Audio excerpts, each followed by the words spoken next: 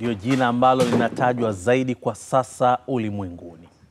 Ni rais wa Marekani ambaye amekuja na sera inayosema amekuja kwa ajili ya kukomboa taifa hilo kiuchumi. Uamuzi wake umetikisa dunia kibiashara. Uamuzi wake unatajwa huenda ukaleta athari kubwa kwenye uchumi wa dunia.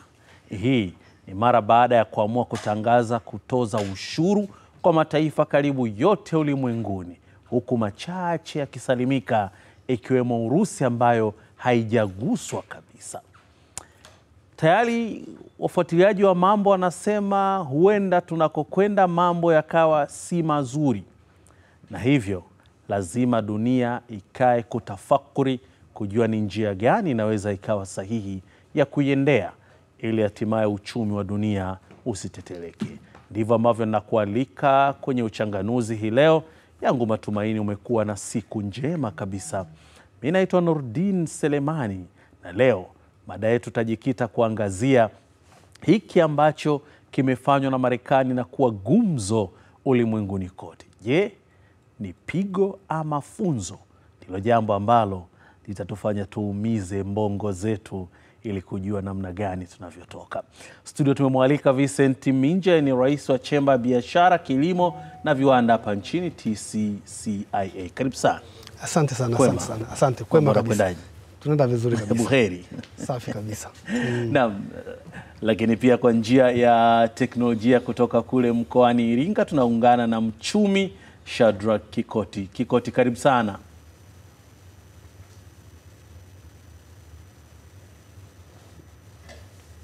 Haya, tuanzie kwako Minja. Nini maana ya hiki ambacho kimefanywa na Marekani kupitia kwa rais wake Trump, ambayo wenyewe wanasema kwa kimombo ni reciprocal? Nashukuru sana kwanza. Kama ambao umenitambulisha, mimi naitwa Vincent Bruno Minja, ni rais wa chemba ya biashara Tanzania TCCIA. Lakini bahati nzuri mimi ni mtaalamu vile vile wa biashara za kimataifa. Okay. Kwa hiyo naelewa hizi biashara na nafanya biashara kila siku.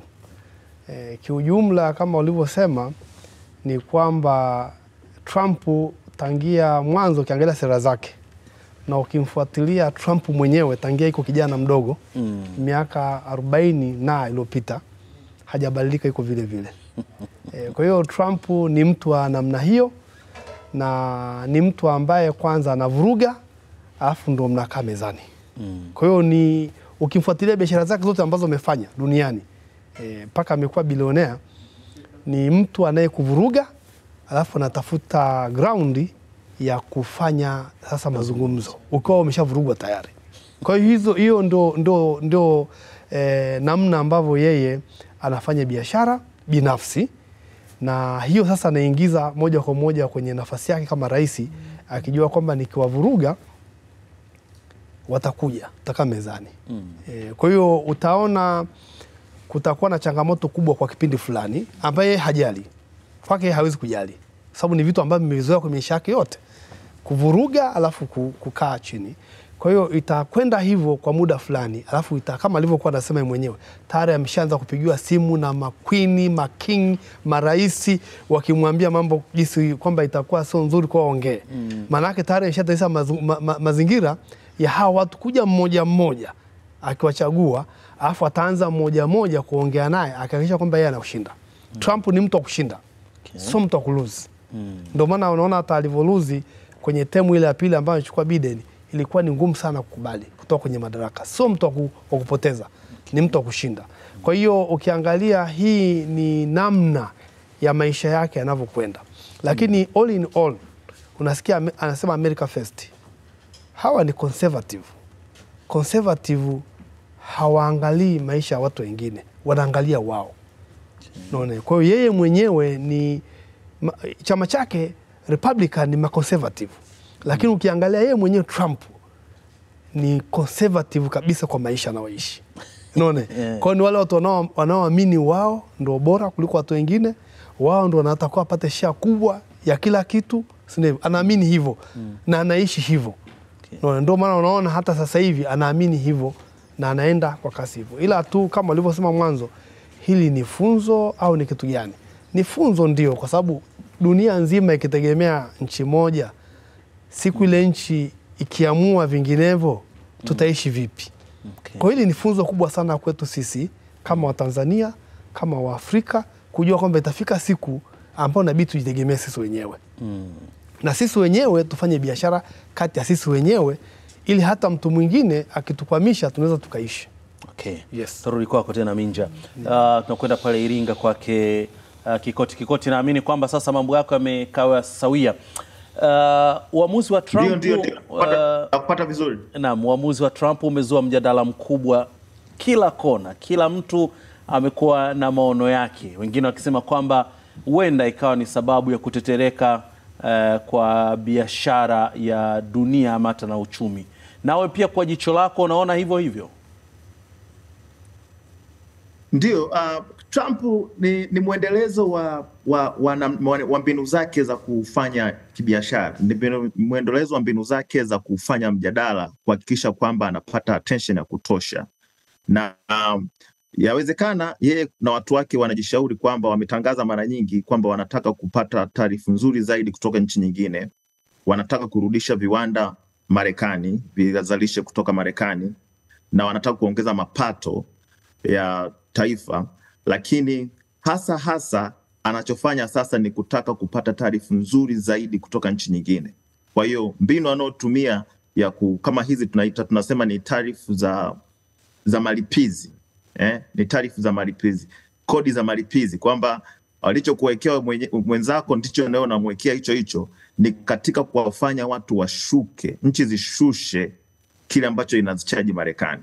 Sasa ni kwa vipi gani atafanikiwa, ni mjadala mrefu sana, na ndio chanzo cha sintofahamu inayoendelea sasa hivi duniani. Asante sana. Mwenyewe anasema kwamba huu ni ukombozi kwa Marekani, akiamini kwamba itasaidia kuchechemua uchumi wa taifa hilo na kukuza viwanda ili wananchi wake wapate ajira ambazo kwa sasa zimeota mbawa. Litawezekana katika kipindi ambacho yeye atasalia madarakani, na kama akiendelea na msimamo wake huo? Katika hoja tatu ambazo anazisema sana: kupata taarifa nzuri zaidi, kurudisha viwanda Marekani, kuongeza mapato, huwezi kufanikiwa kwa vyote vitatu. Labda na hasa ambacho kiko mbali sana na uhalisia ni cha kurudisha viwanda Marekani, kuongeza uzalishaji wa viwanda Marekani. Kwa sababu gani? Kwa sababu hicho ndo kitu ambacho Marekani haijapoteza hiyo sifa kwa sababu tu ya sababu moja ya tarifu, au kwa sababu moja tu. Kuna sababu nyingi sana ambazo zimechangia mpaka Marekani ikawa kwenye hii position ambayo iko nao sasa, ya kwamba viwanda vingi kuzalisha tena ukiwa Marekani sio efficient tena. Kuzalishia ukiwa Marekani hakuleti ufanisi zaidi, na wachumi wanataka kufanya vitu kwa ufanisi zaidi. Kwa hiyo kwa sababu hizi sababu nyingine zilizosababisha Marekani ikapoteza nguvu zake za viwanda, ikahamia kwenye soft power zaidi, ni sababu ambazo ziko hata nje ya mambo kama haya ya kikodi. Kwa hiyo sioni kwa urahisi ilikifanikiwa kwa kiwango ambacho yeye anakiona. Inaweza ikafanikiwa kwa kiasi fulani kwa mwanzoni, kwa sababu kwanza nchi zitapata shock, zitajaribu kumitigate, kuona namna gani zinarekebisha mambo yao. Kuna ambazo zitakubali kushusha tarifu ili ziweze kuuza Marekani na Marekani inunue kwao. Kuna ambazo zitaamua kuendelea na maisha yao, na kwenye kuendelea na maisha yao Marekani itabaki namna gani. Lakini jambo moja la uhakika ambao tunajua ni kwamba itaumiza walaji, wananchi wa mwisho wa Marekani kwa kipindi pengine chote hiki cha utawala wake, kwa sababu watakosa bidhaa muhimu Marekani. Lakini viwanda fulani vinaweza vikalindwa, lakini si vyote. Si vyote. Na itafanikiwa kufanya nchi nyingine zifanye kile Marekani inataka kwa muda mfupi. Lakini kwa ujumla ni kwamba sioni mimi binafsi kuiona Marekani ikirudi kwa nguvu za viwanda kama ambavyo ilikuwa kwa hizi mbinu wanafanya. Ni kwa sababu kubwa, ni kwamba sababu ilizofanya ikawa hivyo, ikatoka kwenye position, sio tu sababu za hivi, ni sababu ambazo zimechangiwa na mambo mengi zaidi. Kwa mfano, uzalishaji wa ufanisi wa bei ya chini kwenye nchi nyingine zinazoendelea. Nchi za Asia, Cambodia, nchi za Asia za Taiwan, China zinazalisha kwa bidhaa zao kwa bei ndogo sana kwa sababu ya kwa sababu ya gharama za chini za uzalishaji za wafanyakazi. Sasa nchi za Southern America, Cambodia na nyingine pia zinafanya hivyo. Sasa ni ngumu kuweza kushusha gharama za uzalishaji Marekani kufikia hicho kiwango. Pamoja na kwamba watakuwa wana uzalishaji wa kodi ambao ni rafiki. Tutarudi kwako tena Kikoti. Minja, tumemsikia Kikoti. Hebu tuangalie sasa athari ambazo Tanzania moja kwa moja ambayo yenyewe imeangukia kwenye 10% ya ushuru ambao Marekani imeweka. Athari gani tunaweza tukazipata sisi kama taifa, hasa kwenye biashara ambayo tumekuwa tukisafirisha? Wengine wakati mwingine watu wanapeleka hata parachichi huko, lakini tuna viwanda hapa EPZA ambacho kinatengeneza nguo na kupeleka huko Marekani. Tutapata athari obviously kwa sababu Rais Trump ameweka ushuru wa chini kabisa wa dunia nzima. Bidhaa yote itakayoenda Marekani ameweka 10%. Sisi tukiangalia kwenye ile AGOA ambao tulikuwa tunapeleka bidhaa zetu Marekani free, maana yake tutakumbwa nayo 10%. Ambao ndio nasema viwanda vyetu ambao vimetengeneza nguo za labda jinsi, t-shirt kule Arusha, A to Z na vitu kama hivyo lazima vitaathirika. Lakini mimi naona kwamba kuna kuathirika na kuna vile vile faida ambazo zitatoka baada ya hapo. Kwa sababu utakuwa na alternative, utabidi kutafuta alternative market ya kupeleka hizo bidhaa zetu, na sisi wenyewe kama nchi tunapaswa kujipanga kupunguza gharama. Sababu kama kuna 10% itaongezeka, maana yake tunaweza kushindwa kupambana na wenzetu ambao toka kwenye nchi nyingine. Kwa hiyo cha muhimu cha kufanya ni kuangalia tu ile kupunguza gharama zetu chini za uzalishaji ili tuendelee kupata ile soko la Marekani. Changamoto ambayo naiona kubwa ambayo ipo kwetu sisi ni hiyo kuongezeka kwa hiyo 10%, lakini vile vile kutakuwa na ugumu fulani. Ukiangalia jinsi anavyoongea Rais Trump ni kwamba anataka afanye viwanda vyake kule. Sasa kuna baadhi ya viwanda ambavyo ni rahisi sana kuvianzisha. Yaani kama alivyosema mwenzangu hapa, kuna viwanda vingine sio rahisi kuvianzisha leo na baada ya mwaka mmoja ukaanza kufanya kazi. Lakini kuna baadhi ya sekta nyingine kama textile ni rahisi sana kuambia kusaidia textile. Sio heavy industry. Unaweza kujenga tu kwa muda mfupi ndani ya miezi 3-4 ukaanzisha textile. Na kwa sababu wao tayari wana maso wanaweza kufanya hivyo. Ndio riski ambayo tulikuwa nao sasa hivi hivyo. Lakini kwenye hivi viwanda vingine vikubwa ni ngumu sana kwa temu yake ya miaka 4 akitegemea kwamba atahamisha viwanda vingi kwenda Marekani. Ni ngumu sana. Lakini lingine vile vile kwamba labor force ya Marekani haiwezi kufanya kazi kama tunaofanya labor force. Labor force yetu ni ndogo. Kwa ni sisi wenyewe tu kujipanga, na good thing kwamba sisi tuko kwenye minimum. Kwa maana yake mtu yote anayepeleka bidhaa Marekani lazima hiyo 10% ilipe. Hiyo ndio inatusaidia kwamba wote tumeathirika. So sisi wenyewe. Ingekuwa mwingine ameambia 0, sisi tukaambia 10, tungeanza tukuna shida. Kama alivyosema mwenzangu kwamba changamoto itakuwa kwamba hiyo gharama italipwa na Marekani wenyewe. Kwa sababu sisi tutapeleka nguo zetu kwa gharama yetu ile ile. Ule anayenunua kule ambaye ni agent labda kiwanda huku anajua kwamba sasa kuna tarifu ya 10%, ataiongeza tarifu ya 10% kwenye bidhaa yake, italipwa na mtumiaji wa mwisho kule Marekani. Kwa sisi tukiwa waangalifu tunaweza tukacheza, kwa sababu taarifu tuliokuwa sisi ni ya chini na ni wote. Kwa sisi kama Tanzania athari yetu haitakuwa kubwa sana. Lakini ujue kwamba na sisi tunadili na watu wengine. Kama kuna mwingine ambaye tunadili naye akipigwa taarifu 46%, si hivyo? Kuna faida na hasara. Hasara yake ni kwamba wanaweza kaswitch kuja kwetu huku. Si hivyo? Wanaweza kaswitch kuja kwetu huku. Sasa mfano Vietnam, Cambodia, la Bangladesh wanazalisha nguo vile vile. Kama amepigwa 40 na kitu, wanaweza kachukua zile nguo akaleta kwetu huku. Zikafladi kwenye soko letu huku. Na si kama hatuna taarifa kubwa kwao, wanaweza kutaribia soko sisi huku. Kwa hiyo ni vitu ambavyo vya kubalansisha na kuangalia. Watu wetu wa uchumi, watu wa fedha, ni vitu ambavyo sisi tuangalie tuna adjust wapi ili athari ziwe ndogo. Ni kitu ambacho kinawezekana. Lakini sisi bahati nzuri Tanzania taarifa yetu iliwekwa ni ndogo. na ni ile ambayo ni dunia nzima inayopeleka Marekani, imewekwa taarifa hiyo moja. Minja, hii inaweza ikaifanya sasa dunia iamke na hatimaye kuungana dhidi ya Marekani. Na mimi nafikiri kama ambavyo nimesema mwanzo, Trump anatafuta ground ya kunegotiate, na kuna watu ambao ukiangalia wamewatarget. So sisi tunapeleka bidhaa chache sana Marekani. Lakini nchi kama China, nchi kama Vietnam, nchi kama Cambodia ambayo wametarget kwa nguvu, zile nchi zinapeleka bidhaa nyingi sana Marekani. Ndio ambazo zimetarget. Anataka ground ya kunegotiate. Ndio anachokitafuta hicho. Kwa hiyo utaona mmoja baada mwingine, naye mwenyewe atakuwa anakuja anaongea, huyu tumeshakubaliana naye, kwa hiyo anamtoa. Huyu mmoja baada mwingine. Kwa anatafuta tu ground ya kunegotiate. Kwa hiyo watafanya sasa, hizo itakuwa ni bilateral. Nchi na nchi zina negotiate terms, hizo zinakubaliana, zinaenda. Na yeye anataka wini. Na ndio tabia yake hiyo. Kwa hiyo akiwini ataenda, lakini kama ambavyo mwenzangu anasema kwamba sio rahisi kwa temu yake ya miaka 4 ahamishe viwanda ambavyo vimetoka Marekani zaidi ya miaka 30 avirudishe Marekani. Sio rahisi. Na kama anavyosema kwamba mazingira ya viwanda kuna vitu vingi vya kuangalia. Sio tu nini anacho yeye Marekani ambacho anaringia ni kwamba GDP yake ni kubwa, lakini vile vile Marekani purchasing power ya watu wake kununua vitu ni kubwa.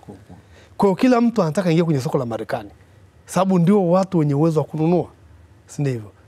Kwa hiyo ndio anachoringia hicho. Lakini ukiangalia sasa hivi, hata ukiangalia GDP ya Marekani na China, gap inaanza kuwa ndogo. Ukichanganya, ukichukua labda India pamoja na labda na China, wanamkaribia kufikia GDP ya Marekani. Kwa hiyo sio muda mrefu, na hawa wenzetu wa Asia wako smart, wanajipanga na wao.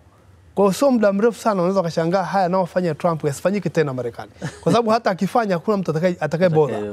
Tunabodha sasa hivi kwa sababu ana purchasing power kubwa ya kununua bidhaa duniani kuliko mtu mwingine wote ule.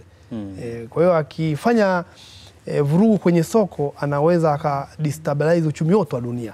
Ndio woga wa watu waliokuwa nao sasa hivi. Kikoti, moja ya jambo ambalo dunia pia imestaajabu ni kwamba Marekani, licha ya tafrani yake ambayo imefanywa na Donald Trump, lakini mwisho wa siku ameonekana hajaigusa kwa namna yote ile Urusi. Hii inatuma salamu gani? Cha kwanza kikubwa ni kwamba unafahamu vile hakuna mtoto ashawahi kufariki kwa kuachishwa kunyonya. Kwa hiyo wamama wakiachisha watoto kunyonya, tunakuaga ni chanzo cha watoto kuanza kujifunza kula vyakula vigumu. Kwa ndicho ambacho anafanya Trump sasa, kwamba ni kama vile ni wakati wa dunia nzima sasa kuanza kutafuta kufanya vitu vigumu. Sasa na nani atachukua hiyo nafasi ya kushika, ya kuendelea kuwezesha hicho kiendelee kutokea? Ndo kuna nchi kama Urusi zinaibuka hapo, na kuna nchi kama dominance ya China inaingia pia. Kwa hiyo ninachoona kwa mwendelezo wa siku za usoni au in long run tunaposema, ni kwamba nchi nyingine zote ambazo zimepigwa na hizi taarifa na zinahangaika sasa hivi zitatafuta namna ya kuendelea kupona kutoka katika hiyo situation, utegemezi wa Marekani, kutoka kwenye kuitegemea Marekani katika kulisha viwanda vyake, kutoka kutegemea Marekani kama mteja wa kudumu, na kutoka kuitegemea Marekani kwenye mambo ya misaada na vitu kama hivyo, kitu ambacho kitasababisha zitafute alternative, zitafute plan B. Sasa hiyo plan B itakuwaje? Ndio yanakuja mambo ya BRICS pale, ambayo Urusi anaweza akawa na nafasi kubwa sasa ya kuchagiza haya maendeleo ya nchi nyingine na ushirika mwingine ambao unaendelea. Kwa hiyo tunajaribu kuangalia, leo ndo siku ya pili tu, tunaenda siku ya pili sasa tangu tu taarifa zimetangazwa. Kwa hiyo tutakuwa tuna wiki nzito sana ya mivutano ya hapa na pale, kuona nchi zinaadjust vipi. Zipo ambazo zitakubali kushusha, zipo ambazo zitaamua kuendelea, lakini jumla litakuwa ni fukuto la muda fulani la dunia. Lakini ikija kukaa kwenye mstari, hata Marekani haitakuwa kama vile ilivyo. Influence yake kwenye dunia, ushawishi wake kwenye siasa za dunia unaweza usibaki kama ulivyo. Asante sana. Kikoti, tulishaona Marekani akimnyoshia kidole Urusi, China, akisema kwamba wanafanya ujanja wa kushusha thamani ya shilingi yao ili kuhakikisha kwamba biashara zao zinafanyika. Na dunia tayari imeingia kwenye hofu sasa, inasema tuendako huenda hata dola zenyewe zikaadimika kama wakati ambao ulishapita na tulishuhudia dola zikiwa adimu.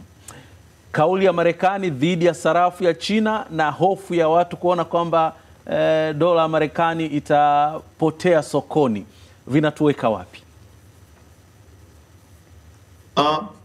Of course, kwanza ni kwa sababu ndio kama unavyosema kwamba China pesa yake haiko katika, haiendeshwi na soko huria linaloendesha fedha nyingine, kwa sababu dola ya China serikali ya China inajaribu control kwa ukaribu zaidi, na ni makusudi, ni jitihada za makusudi za kuhakikisha kwamba inabaki chini ili iwe rahisi kuagiza vitu China kutokana na vitu vingine.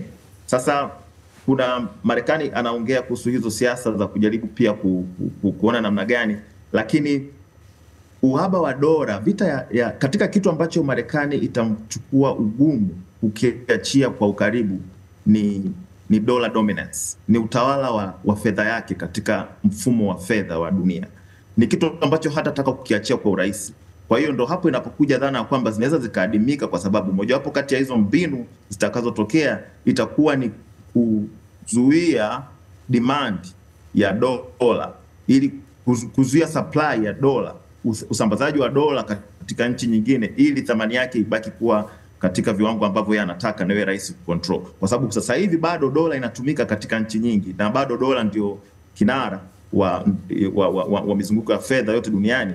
Kwa hiyo akifanya hivyo sasa, ina maana bado kutakuwa kuna uhitaji mkubwa ambao utakuwa unaendelea kuhitaji, kwa sababu uhitaji utazidi kile kiwango ambacho amefanya. Kwa hiyo ni jitihada zote ambazo zinaonekana zitaendelea kutokea hata kipindi hiki, wakati dunia inazidi kutafuta equilibrium ambayo iko sawa. Yeah. Okay. Minja, wakati wetu tunatukimbia kweli kweli. Mambo ndio yameshakuwa hivi sasa. Tunanasuka vipi ili hatimaye hofu ambayo watu wengi labda imeanza kuwakumba kutokana na kauli ama uamuzi wa Trump ionekane pressure imeshuka, hasa wafanyabiashara? Ninachoweza kuambia wafanyabiashara watulie, kwa sababu athari zitakuwepo dunia nzima, lakini kwetu zinaweza zikawa sio sawa na watu wengine. Kwa hiyo watulie, ni kipindi kifupi tu. Mimi naamini kabisa ni kipindi kifupi ambacho Marekani nafanya hivyo makusudi kwa ajili ya kupata nafasi ya kunegotiate na nchi ambazo wana interest nazo, ambao najua na wenyewe wanataka kupeleka bidhaa kule kwao. Sisi huku Marekani haina vitu vingi inaleta huku, lakini ina interest na nchi ambazo zina purchasing power kama Japani, kama China na hizo nchi nyingine za Ulaya, lakini sio sisi. Kwa hiyo tutulie tu. Athari haitakuwa kubwa sana kwetu sisi, ila tunafanya monitoring kuangalia hasa swala la dola.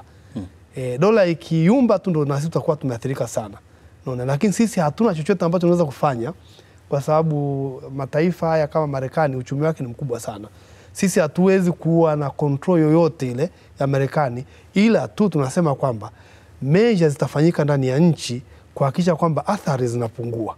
Lakini kusema kwamba athari zikitokea tutazipata haiwezekani, kwa sababu nchi yetu uchumi wake na mataifa ambayo yanapigana au yanavutana ni mkubwa, ni makubwa sana. Kwa hiyo sisi ni kumfanya monetary tu na kuangalia jinsi gani ya kulinda hasa hela zetu za kigeni ambazo tunazo zitumike vizuri kwa kipindi hiki mpaka upepo utakapopita, kwa sababu naamini kabisa hichi siku cha muda mrefu. Hamna namna ambao inaweza ikachukua muda mrefu. Hii ni strategy tu za kunegotiate.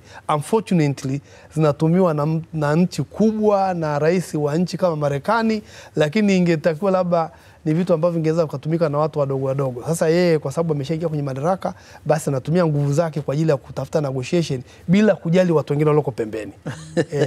Yani tuseme kwamba ni mbinafsi. Yani kwamba rais amebadilika, amekuwa ni mbinafsi. Kwa hiyo anapambana bila kuangalia anakanyaga nini chini huko.